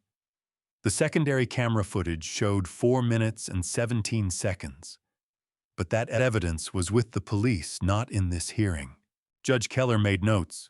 Want to thank you, Mrs. Whitfield, she said. You may step down. Celeste returned to her table, still composed, still calm. Judge Keller looked at the file again, then at me. Mr. Whitfield, you're requesting temporary custody pending the full hearing. Carl stood. Yes, Your Honor. Given the ongoing criminal investigation and the documented evidence of endangerment, we believe the child's safety requires immediate action. Judge Keller nodded slowly. This court grants temporary guardianship to Floyd Whitfield, pending the full hearing scheduled for December 15, 2023, she said. The child will remain in Mr. Whitfield's care until that time. Both parents will have supervised visitation rights. The gavel came down, one sharp crack that echoed in the small courtroom. Dexter didn't move, just sat there staring at the table. I nodded once. Carl gathered his papers. We stood, walked out. In the hallway, Carl turned to me. Temporary custody, he said. It's not permanent, but it's a start. How long until the full hearing? 3.5 months, December 15th. I walked out of the courthouse into the September heat. Temporary. The word meant this wasn't over, just breathing room. The real trial was still 3.5 months away, and I still had to prove I deserved what I already knew. Finn was safer with me than he'd ever been with his parents. Before that trial, my grandson would tell me one more piece, the one that would make everything undeniable. September brought temporary custody, which meant breathing room, but not safety. The real trial was still scheduled for December 15th, and I knew I'd need every piece of evidence I had. The months between September and December were quieter than I expected, and then one evening in late September, my grandson gave me the final piece. We were sitting at the dining table. Finn was eating quietly, pushing green beans around his plate the way kids do. He looked up. Grandpa, he said, where's the paper I drew? I knew exactly which paper he meant. I stood up, walked to the kitchen drawer, pulled out the protective plastic sleeve where I'd stored it. The escape map. Arrows from the domain to Grandpa's house. I brought it back to the table. Finn looked at it. I drew it because Daddy knew I drew it, he said. His voice was calm, matter of fact, like he was telling me about school. Daddy saw me draw it last time. He said you're not going anywhere. I sat very still, but I drew it anyway, Finn continued. Because I wanted to come to your house. He went back to eating his green beans. I placed my hand over his, small, warm, unaware of how heavy those words were. Daddy saw me draw it last time. "You're not going anywhere." My son had seen his 5-year-old child drawing an escape route, had understood what that meant, had told him he wasn't going anywhere, and then still left him locked in a car 3 weeks later. Not ignorance, not accident, conscious cruelty. I sat with my grandson's hand in mine, small, warm, unaware of how heavy his words were, and I thought, this 5-year-old child has carried the most crucial evidence inside him. Not cameras, not timestamps. Just the simplest truth he kept drawing. Because he wanted to come home. "Thank you for telling me," I said quietly. Finn nodded and went back to his dinner. December 15th, 2023. Travis County Family Courtroom. Same building, same judge. But this time it wasn't a preliminary hearing. This was the full custody trial. I sat with Carl at our table. Across the courtroom, Dexter sat with his lawyer. Celeste wasn't there. She'd filed her own motion weeks ago requesting supervised visitation only and permanent separation from custody proceedings. Judge Patricia Keller entered. We stood, sat. She opened the case file. "This is the full hearing for permanent custody of Finn Whitfield," she said. "I've reviewed all submitted evidence. Mr. Lockwood, you may present your case." Carl stood. Your Honor, we're presenting 3 pieces of evidence today that together tell an undeniable story. He pulled up the first exhibit on the courtroom screen. Video footage. Timestamp 11:51 a.m. July 19th, 2023. Sports Authority exterior camera. The screen showed Celeste walking to the car. Standing. Looking through the glass. Not moving. The timestamp counter ran in the corner. 4 minutes. 17 seconds. Then she walked away. "Camera footage from a secondary source," Carl said. "Showing Mrs. Whitfield at the vehicle for 4 minutes and 17 seconds before walking away without rendering aid." Judge Keller watched without expression. Carl called the second witness. "Sandra Kendrick to the stand." Sandra walked to the front. I'd seen her a few times since August. She'd become something of an ally. A friend, maybe. She took the oath, sat down. Carl asked her about July 19th. She testified clearly. Body temperature upon admission was 104.3 degrees Fahrenheit, she said. Normal is 98.6. Danger threshold is 104. Death typically begins at 107. She looked straight at the judge. Another 15 minutes without discovery, and the outcome would have been different. The courtroom was very quiet.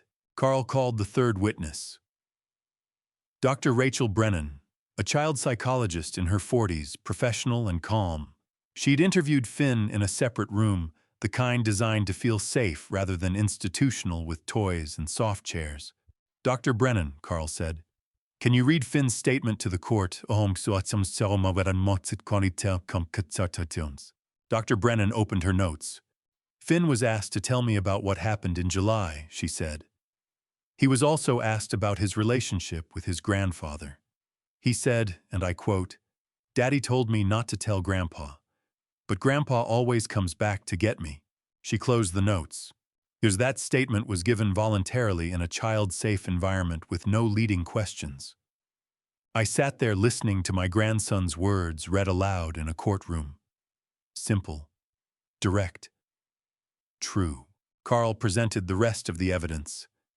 The notebook with dated entries. The social media posts time-stamped while Finn was in the ER.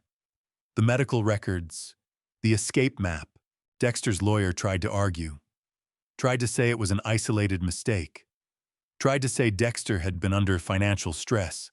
Tried to say the evidence was circumstantial. Judge Keller listened. Made notes. Said nothing. Then she looked up. "I've reviewed the evidence presented today," she said. Camera footage, medical testimony, child testimony. Documentation spanning 5 months. This court finds clear and convincing evidence that Finn Whitfield was subjected to reckless endangerment. and that his safety requires permanent intervention. She looked at me.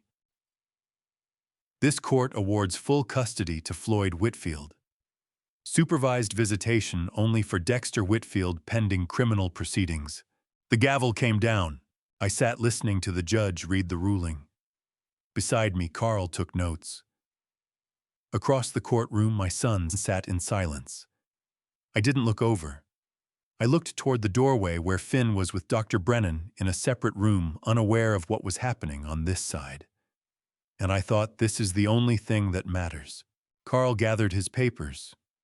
We stood, walked out into the hallway. Full custody, he said. Permanent. I nodded. When's the criminal trial? I asked. Sentencing is scheduled for December 20th, Carl said. 5 days from now. They pled guilty last week to avoid trial. I walked out of the courthouse with full custody. Legal custody. The words meant Finn was safe, that truth had landed where it belonged. But across town, criminal court was still waiting, and my son would face a different kind of judgment. 5 days later, we would all be back in a different courtroom for sentencing. 5 days after the custody trial awarded me permanent guardianship, I sat in a different courtroom and watched my son face the only judgment that mattered. December 20th, 2023, Travis County Criminal Court. Not family court this time, criminal. I sat in the gallery, not at a table with Carl, not as a party to the proceedings, just as a witness. A man watching his son face consequences I'd spent 42 years helping him avoid. Both Dexter and Celeste were present, seated at separate defense tables with their own attorneys. They didn't look at each other. They didn't look at me. Judge Marcus Hargrove presided, a man in his 60s with reading glasses and a weathered face. He read the sentences with the measured tone of someone who'd seen countless families broken by choices like these. Dexter Whitfield, he said. You have been convicted of abandoning a child under Texas Penal Code Section 22-041 and tampering with evidence. These are state jail felonies. He looked down at the paperwork. The court sentences you to 2 years in state jail, suspended to 24 months probation upon good behavior. You will pay a fine of $10,000. You are permanently barred from unsupervised contact with the minor child, Finn Whitfield. Do you understand these terms? Dexter stood, his lawyer beside him. I couldn't see his face from where I sat, just his back, shoulders slightly hunched, hair grayer than it had been in August. Yes, Your Honor, he said. His voice was quiet. Judge Hargrove turned to the other defendant. Celeste Whitfield, he said. You have been convicted of child endangerment and abandoning a child. These are third-degree felonies. He paused. The court sentences you to 3 years probation. You will pay a fine of $9,200. You will carry a permanent felony record. You are permanently barred from unsupervised contact with the minor child, Finn Whitfield. 3 years. Higher fine. Permanent felony record. Her sentence was heavier than Dexter's because the footage proved she had stood at that car for 4 minutes and 17 seconds and chosen to walk away. I sat in the gallery and listened to the judge read the verdicts. I looked at my son's back. 42 years old, shoulders slightly hunched, hair grayer than the day I saw him at my front door in August, demanding I return his money. I thought of the 2-year-old learning to walk in my garage, falling, getting back up, me clapping. Then I stood up and walked out before the proceedings ended. I had heard enough. December 22nd night, my kitchen table. Finn was asleep in the bedroom. The house was quiet. Yellow light from the lamp overhead. Cold coffee in a mug I'd forgotten to drink. I sat down with a piece of paper. Real paper. Not an email. Not a text message. A letter. I picked up a pen. For a long time I just sat there, looking at the blank page, thinking about what I wanted to say, what I needed to say. I started writing. Dexter. I stopped, crossed it out, started again. Son. Crossed that out too. I wrote for an hour, stopped, started over. The waste paper basket filled with crumpled pages, false starts, words that felt wrong. Finally, I found the beginning. I don't know if you'll read this. I don't know if it matters, but I need to write it anyway. I wrote about the hospital, about Finn's question, about the escape map, about 42 years of fixing his mistakes and what that had taught him. I wrote about the choice I made to stop protecting him, about how hard that choice was, about how necessary it was. The final sentence took 45 minutes to find. I wrote it, crossed it out, wrote it again, changed a word, changed it back. Finally, I had it. I loved you enough to forgive you, but I love your son enough not to stay silent. And that is the only thing I want you to understand. I set down the pen. Read the letter from the beginning. Once, twice, 3 times. Then I folded it carefully, placed it in an envelope, wrote Dexter's address on the front. The apartment where he was living now alone after Celeste had moved out. I put a stamp on it. Then I set it on the table. Didn't walk it to the mailbox. Didn't put it in my truck to drop off tomorrow. Just left it there. In the morning I would decide, mail it or burn it. Either way the words were written. Either way I had said what I needed to say. Not for him, for me. I stood up, stretched, looked around my kitchen. The same kitchen where I'd sat on the floor crying after learning about the 4 minutes and 17 seconds. The same table where Finn had told me about being too noisy. The same house where my grandson now slept safely in a room with a nightlight and a door that stayed unlocked. I walked to the sink, washed the coffee mug, dried it, put it away. Simple tasks. Normal tasks. The kind of things you do when your life isn't falling apart anymore. I turned off the desk lamp. In the dark, the envelope still glowed faintly from the streetlights coming through the window. White paper against dark wood. I looked at it for a moment. Then I went to bed. For the first time since July 19th, since the phone rang while I had grease on both hands, and the radio was promising 97 degrees, I slept through the night without waking. No nightmares. No sudden jolts of panic. No lying awake thinking about what could have happened. What almost happened, what I still needed to do. Just sleep. The letter sat on the kitchen table in the dark. By morning I would decide whether to mail it or burn it. Either way, the words were written. Either way, I had said what I needed to say, not for him, but for me. The next morning would bring the decision and the beginning of what came after justice. I slept through the night for the first time since July 19th. When I woke, the letter was still on the kitchen table where I'd left it. Morning came. December 23rd. I read the letter one final time, placed it in an envelope stamped. It walked out to the mailbox at the end of the driveway. The metal flag went up with a soft click. Done. I stood there for a moment in the cold December air, frost on the grass, my breath visible, the sun just coming up over the trees. Behind me, the front door opened. Papa. I turned. Finn stood on the porch in his pajamas, bare feet on the cold concrete. Come inside, buddy, I said. It's freezing. Who's that letter for? I looked at the mailbox, at the white envelope visible through the slot. Your daddy, I said. Just telling him some things he needs to know. Finn nodded. Didn't ask what things. Didn't ask why. He'd learned when adults needed space when questions didn't help. He went back inside. I watched him go. Small. 5 years old. Wearing the pajamas with trucks on them that I'd bought him in September. I felt the weight of what I'd set in motion. The letter would arrive in 2 days, maybe 3. Dexter would open it, read it, understand that I meant every word. There was no satisfaction in it, no vindication, just the strange calm of a man who'd finished what he started. I walked back to the house.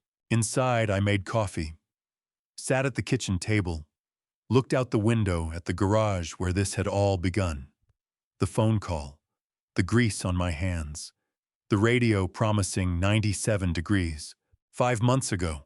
You ever mail a letter knowing it'll blow up someone's life? There's no satisfaction in it, just the cold certainty that some things can't be unsaid. I thought about what would happen when Dexter received it, what the consequences would look like. Not abstract anymore, real, specific. The subsidy would end immediately. Child Protective Services would notify Celeste's insurance company that Finn was no longer in their custody. The monthly payment, $2,800, would stop. That was $33,600 a year gone. The criminal investigation was already underway, but the letter would add context, evidence of motive. Dexter hadn't just endangered his son through neglect. He'd done it while collecting money meant for that son's care. Financial fraud, conspiracy, potential embezzlement charges for the way he'd taken my support over 4 years. Celeste's felony conviction had already ended her career. No PR firm would hire someone with child endangerment on their record. No corporate client would work with her. That income was gone too. They were already $89,000 in debt. I knew that from Carl's investigation. Business partners demanding payment, collections notices, legal fees mounting. Without the subsidy, without my monthly transfers, without Celeste's income, the math was simple. Dexter was losing approximately $7,000 per month in combined income. The subsidy plus what I'd been giving him. Maybe more depending on what else he'd been skimming. The house sale would become inevitable. Bankruptcy likely. $7,000 a month. Gone. I sat there in my kitchen drinking coffee and thought about the destruction I'd caused. Because I had caused it. Not through cruelty, through withdrawal. I'd stopped protecting him. Stopped fixing his problems. Stopped being the father who made consequences disappear. And without that protection, the natural weight of his choices had collapsed everything. This wasn't revenge for revenge's sake. This was justice. Natural consequences for a man who'd used his child as a profit center. I thought about something strange then. The competitor story Carl had mentioned back in August. Some other grandfather's fight. Some other family's betrayal. Different details, but the same core truth: mothers protect. That's what people expect. But grandfathers, we finish what needs finishing. I finished my coffee, washed the mug, dried it, put it away. Simple tasks, normal tasks. Finn was in the living room watching cartoons. I could hear the TV, bright voices, laughter. I walked in to check on him. He looked up when I entered, smiled. "You papa," he said. "I made you something at school. For Christmas." He held up a piece of construction paper, the kind with crayon drawings on it. I took it from him, looked at it. 2 stick figures, one tall, one small, holding hands, labels in careful block letters. Papa, Finn. No mommy, no daddy, just them. My throat tightened. "When can we put it up?" Finn asked. I looked at the refrigerator. The door was empty. No photos, no drawings, no magnets holding up school papers. Just blank white metal. I'd moved into this house after my wife died. Sold the old one. Started over in a smaller place. Never decorated much. Never had grandchildren visiting often enough to need a refrigerator gallery. Now I did. "Right now," I said. I found a magnet in the drawer. Walked to the refrigerator. Placed the drawing in the center. Stepped back. Papa and Finn holding hands. Finn came and stood beside me. Looked at it. "It's good, right?" he said. "It's perfect," I said. He went back to his cartoons. I stood there looking at that drawing. 2 stick figures, no parents, no extended family, just a grandfather and a grandson. This was what starting over actually looked like. Not celebration, not vindication, not the satisfaction of watching enemies fall. Just a crayon drawing on a refrigerator door, and the quiet realization that we weren't just surviving the aftermath anymore. We were building something new. The morning after I put Finn's drawing on the refrigerator, we drove to Dr. Brennan's office for what she called a progress check before the holiday break. December 24th, Christmas Eve morning. Her office was warm, decorated with a small tree in the corner. Finn went to the play area while Dr. Brennan and I sat in the chairs by her desk. She had a folder open, notes from 6 weeks of twice-weekly sessions. "When did you first notice he was healing?" she asked. I thought about that. "When he stopped asking if I'd lock the door," I said. Dr. Brennan nodded, made a note. "That's trauma releasing its grip," she said. "The hypervigilance fading. It's a significant milestone." She looked at her notes again. "Most children who experience what Finn experienced take 18 to 24 months to show this kind of progress," she said. "Finn's doing it in 6 weeks. I looked at Finn. He was building something with blocks. Focused. Calm." "Why?" I asked. "Because you gave him something rare," Dr. Brennan said. "Absolute safety. Not just physical safety, emotional safety. The certainty that you'll be there. That you won't leave. That you mean what you say." She closed the folder. "So children heal fast when they feel safe. Finn feels safe." I sat with that for a moment, thinking about the milestones I'd watched over the past 2 months. Mid-November, Finn stopped asking if I'd locked the door every night. Just went to bed. Trusted that the door was locked because I'd said it was. Late November. We drove to the grocery store. Finn sat in the back seat without trembling. Got out of the car without hesitating. No fear, no panic. Early December. He slept through the night. No nightmares.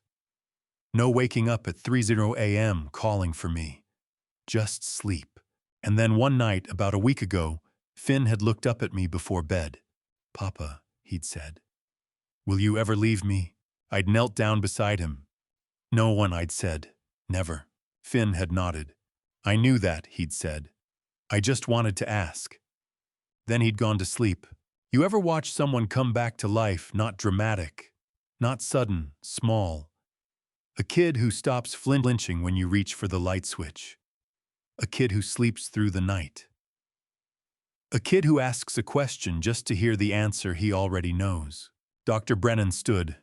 "I'll see you after the new year," she said. "But Floyd, you're doing everything right. Keep doing exactly what you're doing." We left the office. Finn held my hand as we walked to the truck. "Can we get hot chocolate?" he asked. "Sure," I said. Small things. Normal things. The kind of life we were building. 3 days later, December 27th, I met Sandra at a coffee shop downtown. Small place. Quiet.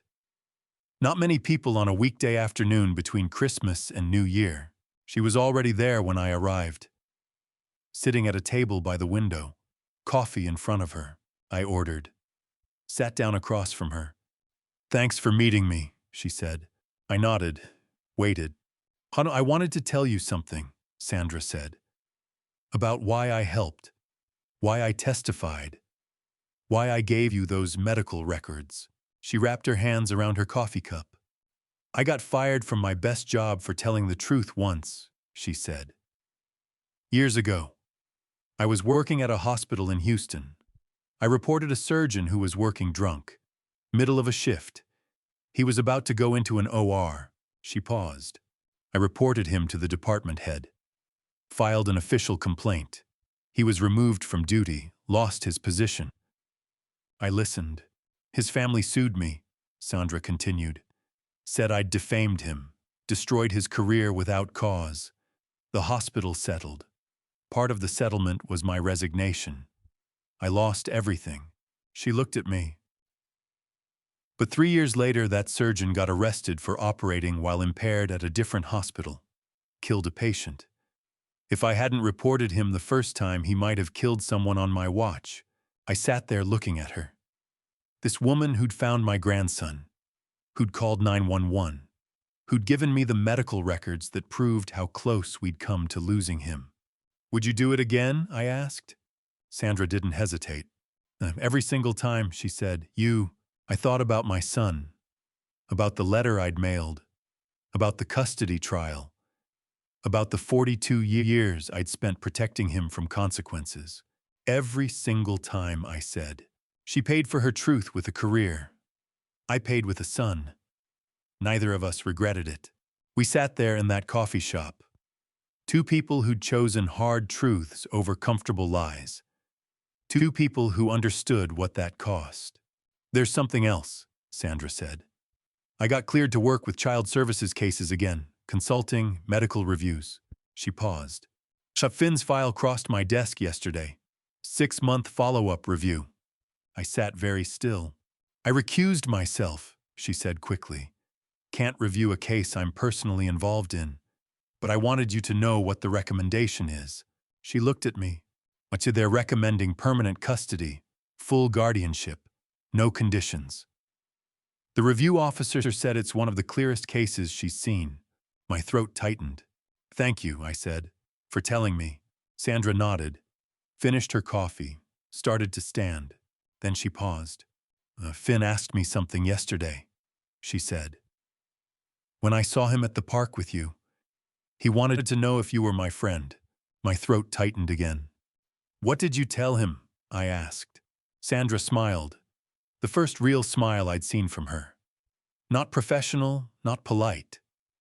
Real. I told him I was working on it, she said. She walked out of the coffee shop. I sat there for another moment, thinking about what working on it meant. Whether it meant coffee shops and conversations, whether it meant more than that. I drove home wondering whether Christmas morning might include one more person than I'd planned. I drove home from the coffee shop wondering if Sandra would come for Christmas. I didn't call to ask, didn't text, just wondered. Christmas morning came with burned pancakes and a crooked tree, and my grandson told me it was the most beautiful thing he'd ever seen. December 25th. I woke up early, made pancakes, burned them. The smoke alarm went off. Finn came running into the kitchen in his pajamas, laughing. Papa, the pancakes are black. I know, I said. I got distracted. We scraped them into the trash, started over. These ones turned out better. The tree in the living room was leaning slightly to the left. The lights didn't match half white, half colored, because that's what the store had left when I went shopping 2 days ago. The ornaments were minimal. A few I'd kept from when my wife was alive. A few Finn had made at school. Finn stood looking at it. Papa, he said. This is the most beautiful Christmas ever. I looked at the crooked tree, the mismatched lights, the burned pancake smell still lingering in the air. Tree's crooked, I said. Lights don't match. And I burned breakfast. Finn looked at me with those serious brown eyes. Wait, I know, he said. But you're here. He paused.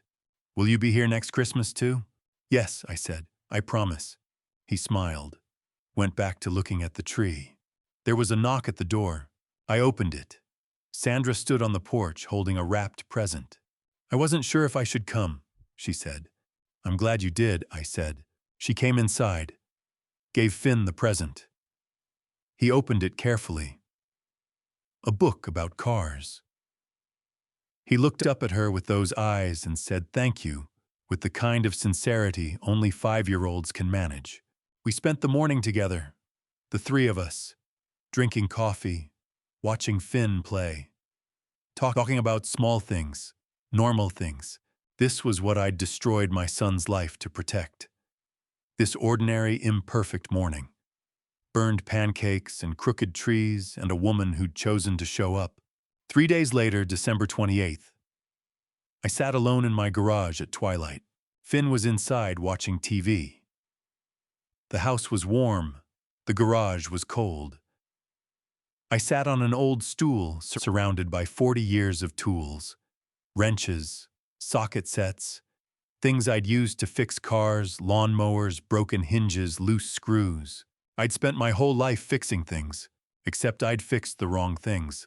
I'd spent 42 years teaching my son that actions don't have consequences, that mistakes disappear, that someone will always step in to make problems go away. And then I'd acted surprised when he thought a child was a business expense. You think you know what family means until you're sitting in a garage at 68, realizing you've been protecting the wrong person for 4 decades. I didn't lose my family.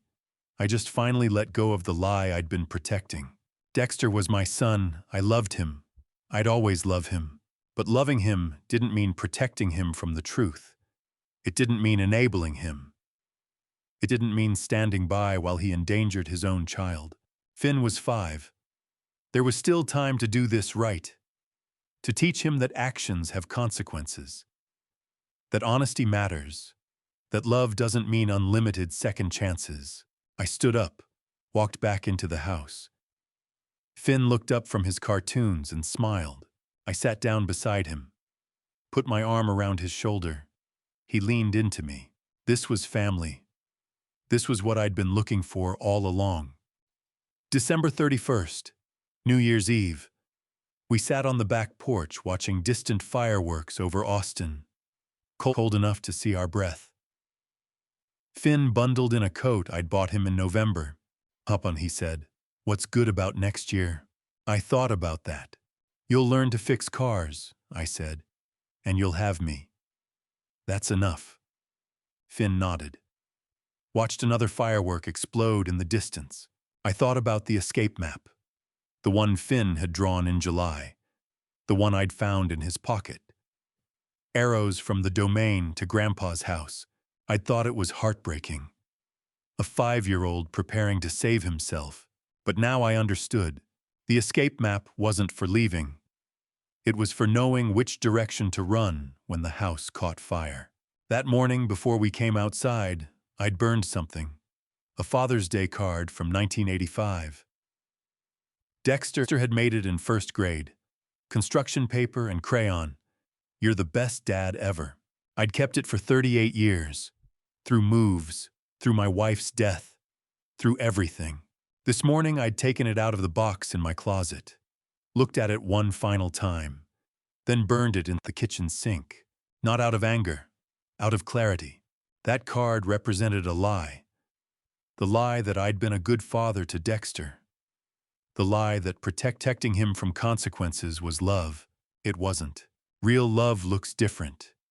Sometimes it looks like not forgiving. Sometimes it looks like letting someone fall. Sometimes it looks like choosing a grandson over a son. Another firework exploded. Finn's head was getting heavy against my shoulder. "Time for bed, buddy," I said. "Can I stay up until midnight?" "Not this year, but next year maybe." He didn't argue, just stood up. Let me walk him inside. Got into bed. I tucked him in. He was asleep before I left the room. I walked back outside. Sat on the porch. Watched the last few fireworks fade into smoke. In July, I'd received a phone call while I had grease on both hands, and the radio was promising 97 degrees.